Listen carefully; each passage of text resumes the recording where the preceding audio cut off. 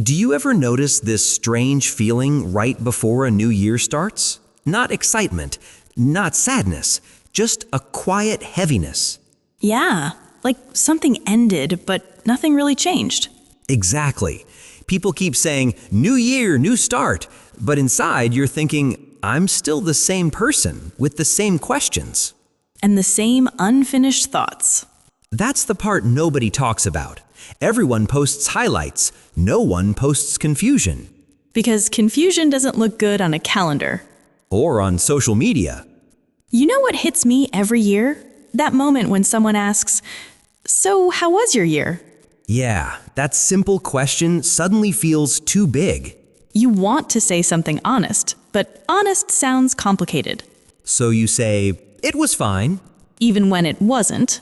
Or when it was everything at once. Here's something I've been thinking about. I don't think the end of the year makes people reflective. I think it makes people compare. Compared to what? To who they thought they'd be by now. That's uncomfortable.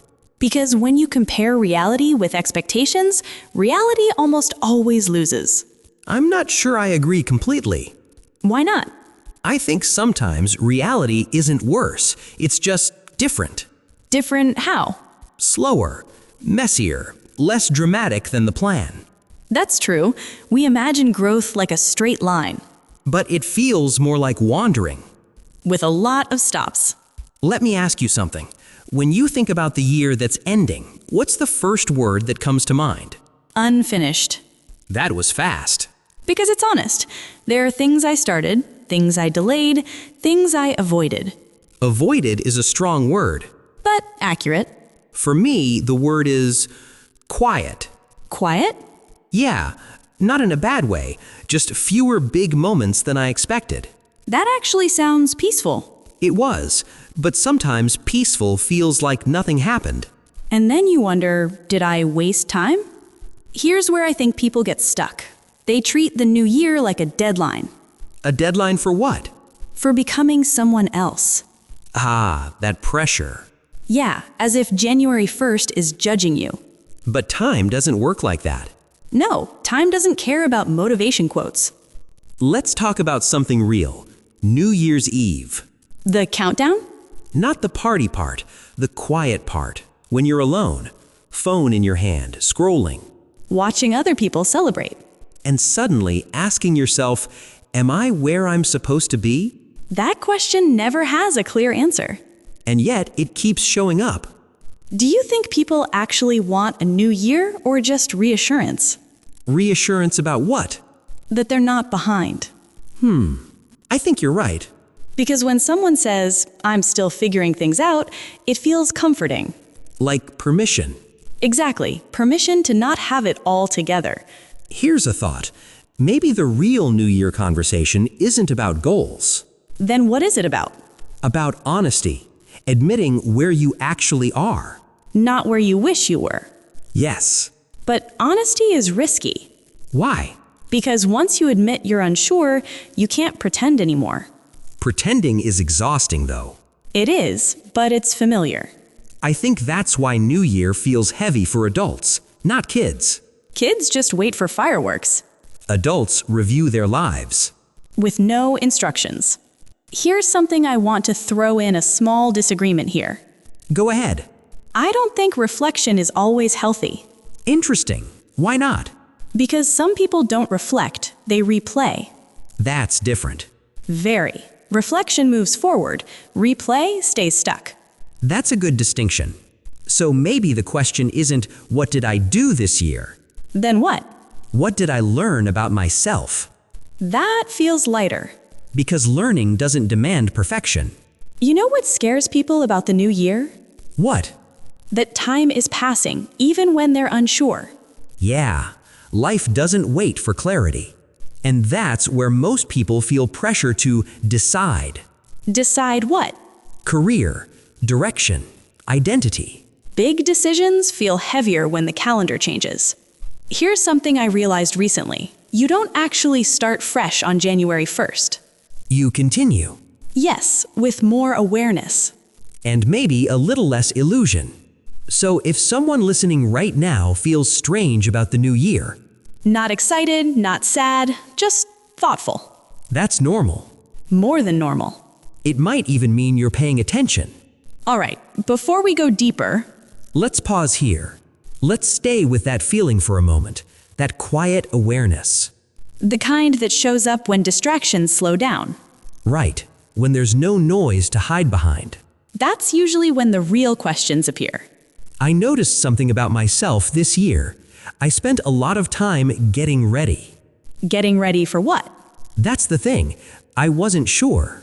So preparation became a comfort zone. Exactly. It felt productive without the risk. That's dangerous in a quiet way. I think many people mistake motion for progress. You mean staying busy? Yeah, busy schedules, full calendars, but no real direction. I don't fully agree. Okay, why not? I think sometimes staying busy is survival, not avoidance. That's fair, especially when slowing down feels overwhelming. But here's where it connects to the new year. When things finally slow down, you notice what you've been avoiding. And avoidance doesn't disappear just because the year changes. It follows you into January. Do you remember last year's goals? Some of them. Exactly. Most people forget them by spring. Which makes you wonder, were they goals or just reactions? Reaction to what? To pressure, comparison, that feeling of I should be doing more. Should is a heavy word. It carries invisible expectations. Here's a real scenario. Someone asks you, what are your plans for next year? And you freeze for half a second. Because the honest answer is messy. So you give a clean one. I want to grow. I want to improve. I want to focus on myself. Safe answers. Vague enough to avoid follow-up questions. That's why New Year conversations feel strange. They're polite, but not real. Polite honesty. Exactly. What would a real answer sound like? Probably slower. With pauses. Maybe even uncertainty. Like, I don't know yet, but I'm paying attention. In short pauses. Do you think people actually want a new year or just reassurance? Reassurance about what? That they're not behind. I think you're right. Because when someone says, I'm still figuring things out, it feels comforting. Like permission. Exactly. Permission to not have it all together. Here's a thought. Maybe the real New Year conversation isn't about goals. Then what is it about? About honesty. Admitting where you actually are. Not where you wish you were. Yes. But honesty is risky. Why? Because once you admit you're unsure, you can't pretend anymore. Pretending is exhausting, though. It is, but it's familiar. I think that's why New Year feels heavy for adults, not kids. Kids just wait for fireworks.